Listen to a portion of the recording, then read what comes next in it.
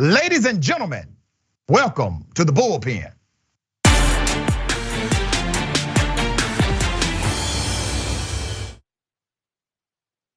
He's back.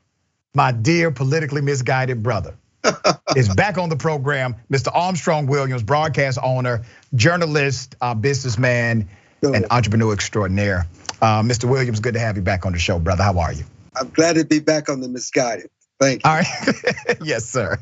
We're gonna chop it up, time permitting, about SCOTUS, the decision as relates to the COVID vaccine protocol. Also, Marjorie Taylor Greene and her now being banned from Twitter, and we may get into Biden's approval ratings or really disapproval ratings. If you would, sir, I don't want to presume what you know, believe about any of these topics, so I'll let you start first and I'll respond. Well, listen, it's always a pleasure to be on your show. Same here. Listen, the Supreme Court obviously was not even a tough decision. It's whether or not you believe OSHA has the authority or that kind of overreach to make those kind of laws throughout the land. And the Supreme Court clearly said that OSHA overreached. Even with Biden's Solicitor General as they were challenging, as the justices were challenging them. I mean, you got to think about this, Dr. Rich. Imagine, we have many employees here in our company, and just imagine if you had to not only mandate a vaccine, mandate mask, and then mandate, even though you're vaccinated, that you must take a PCR test weekly. I want to tell you this, my man. We would lose 6% of our employees. And what's fascinating about that, the 6% of the employees that we would lose have been with us a very long time in many areas that are foundation of our business. And so listen, I've learned as a CEO that you must celebrate freedom. You must do all you can to guide your employees to take safety precautions and protocols, whether that's taking the vaccine, which we encourage, whether that's taking the PCR test, which we encourage, the social distancing, the using the sanitizer. But in the end, it must be their decision whether or not they want to be vaccinated. Because many times, Dr. Richard, the employee doesn't always share their health issues, their comorbidities that they may have. Those are very personal issues for them. So in the end, we trust our employees. And I think every business understands this. It would have been very disruptive and another hardship on businesses that are already struggling if Biden would have had his way before the Supreme Court. All right, let me respond to that. So let me first start by saying it was not a vaccine mandate. And Democrats did a very bad job messaging what it was, because I heard Democrats go on CNN and MSNBC calling it a vaccination mandate. But it was not by definition a vaccination mandate, it was a vaccination protocol. You had multiple exemptions to that protocol. You talked about one just now. One was get a test once every 7 days. That was an exemption to the vaccine protocol. You also had religious exemption. You also had a philosophical difference exemption, and you had medical exemptions that could apply to you. So not a mandate, but definitely a protocol. And let me highlight something that the administration did not do that they should have done. With that protocol, they should have made allowances for common sense subsidies to companies so that the burden would not have been harsh as far as monetarily on these particular agencies. But they did not do that. So I actually agree that the administration did not do it the way they should have done it. They were not as thoughtful as I think they should have been, because once you incur these particular protocols and you do not create a subsidy to make sure companies can pay for, let's say, additional testing, that became problematic, all right? The other thing is, we are a vaccinated species, brother. The human race is a vaccinated race. Really? K through 12 education, vaccination mandates in all 50 states in the United States of America. The Supreme Court did what's called a mixed ruling, where yes, the 100 plus employee ruling was struck down, but they said, hey, guess what? If you work in the healthcare arena and you receive any amount of federal funding or federal subsidy, you then can come under this OSHA rule. And also, all US military members and even the vast majority of colleges you must have a vaccination passport. You have to show that you've been vaccinated to a certain regimen that they require. And let me bring this up because I think it's important to highlight the dissent in the ruling of the Supreme Court. I do not agree with the conservatives that said OSHA was an overreach. I actually agree with the dissent. And the administration, Mr. Williams, they did believe that it would fall down on ideological lines, because even when they were pressed about it a few months ago, they said, hey, you know what? I'm paraphrasing. They said, you know what? By that time, a whole lot of people would have been vaccinated. So that was kind of their answer. So they knew there was a possibility, if not probability, that this would fall down ideological lines. But let me look at what the dissent said, and I want to bring this to your attention. The dissent highlighted the actual wording of the OSHA law created by the US Congress 1970, which gets its power from the Commerce Clause of the US Constitution. Literally in the wording of the law, it says not only for safety hazards, but also for health issues arising in the workplace. That's exactly statutory language from the OSHA law. Now, here's what the opinion of the dissent said. In the face of a still raging pandemic, the court tells the agency charged with protecting worker safety. This is the only agency that's charged with specifically doing this for health and hazard. The court tells the agency charged with protecting worker safety that it may not do so in all the workplaces where it's needed. As disease and death continue to mount, this court tells the agency that it cannot respond in the most effective way possible. Without legal basis, the court usurps a decision that rightfully belongs to others. It undercuts the capacity of the responsible federal officials acting well within the scope of their authority to protect American workers from grave danger. I agree with the dissent in this case. You and I are going to agree to disagree on the final decision. The good news is the Supreme Court made the correct decision. They talk about kids 5 through 10, but grown people don't like being told what to do. And especially in how they're trying to tell us what to do. I agree. If you're taking money from the federal government and you have these healthcare facilities which you can spread this COVID, you have a right to tell them they can be mandated.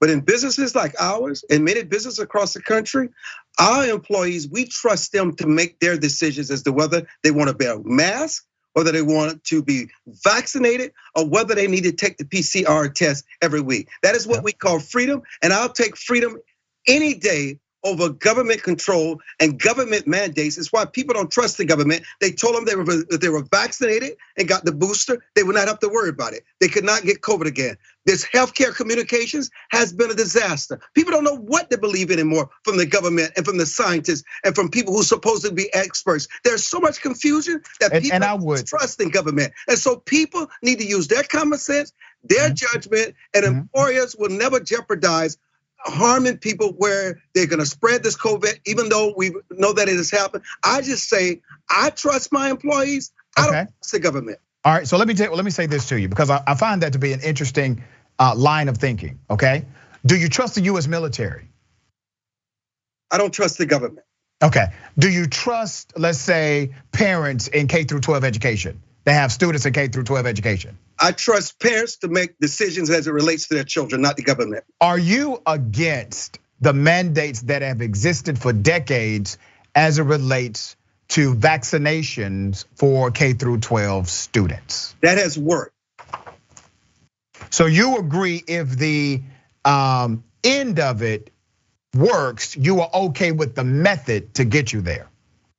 Yeah, but the problem is it has not worked with COVID, it has not worked with the Omicron. It just continues to change. People are exacerbated, businesses are failing, lost their way of life. And it's just so confusing. If we had integrity on what they say to us, don't say anything until you absolutely certain. This is what happened. My dear brother, that's not science, brother. Let me just interrupt for a minute. Science is not conclusive, meaning science is not a fact. Let me explain this another way.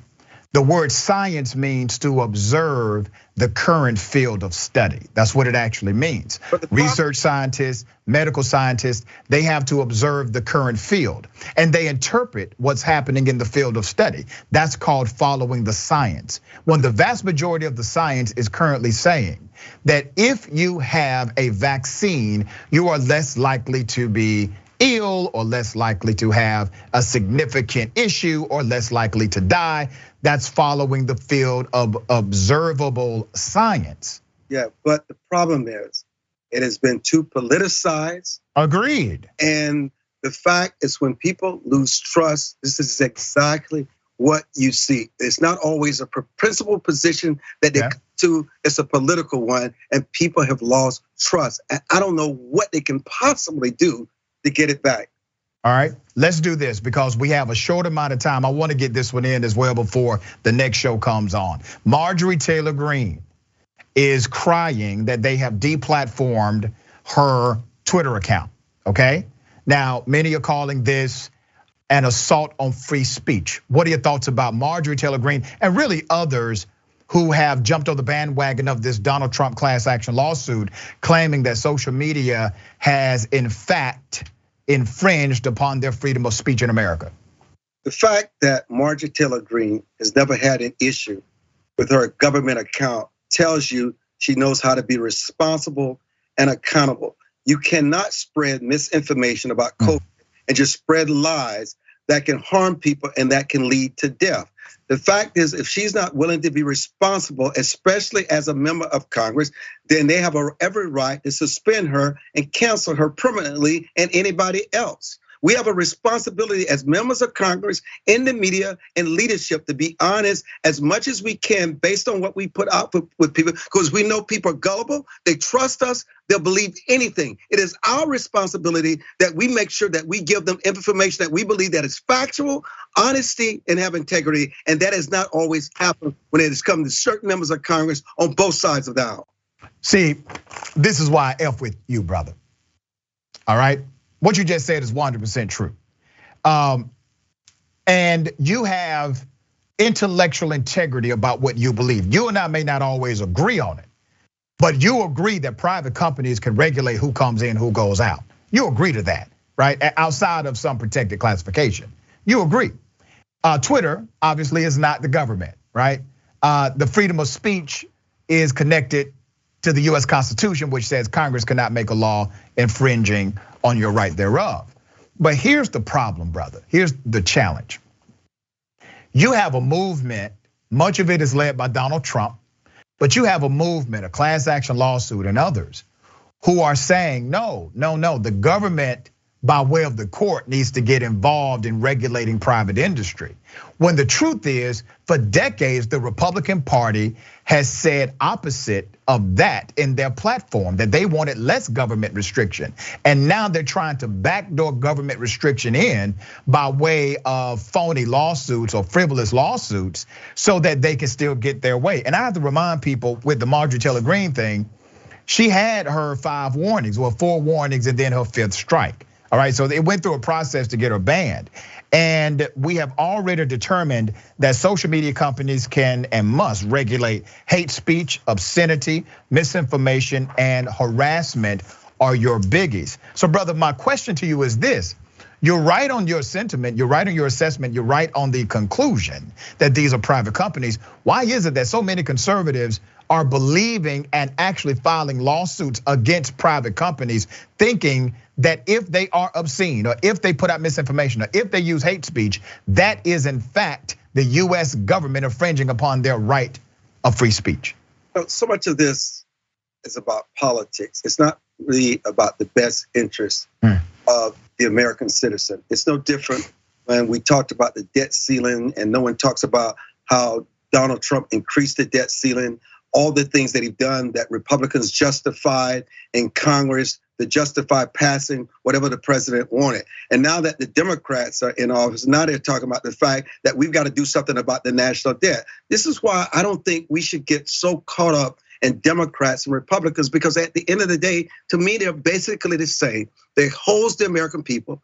They manipulate the American people, they mislead the American people, and they do it in the guise of leadership, and I've got a better mousetrap than you, and that is not true. This is why Donald Trump was able to win, because he went after the establishment. The government doesn't really work for everyday Americans. They work to maintain their power, they work to maintain their influence. And so this is another reason why Americans have lost so much trust in government, because no one is really, who's looking out for the American people, Dr. Richard, are struggling. Look at what the supply chain has done to them. Look at what's happened at the gas pump. Look at what's happening at the grocery store. You can go in the grocery store now, the shelves are almost empty. And all they do is talk about, they can't even get together and unify the work for the American people. That's right, I know Armstrong. Next election and the next debate, and the American people are left to suffer. We need true statesmen in office that represents the interests of the people, and not whether they're a Republican or Democrat. I could care less about a party labor. What I care about is that you deliver the needs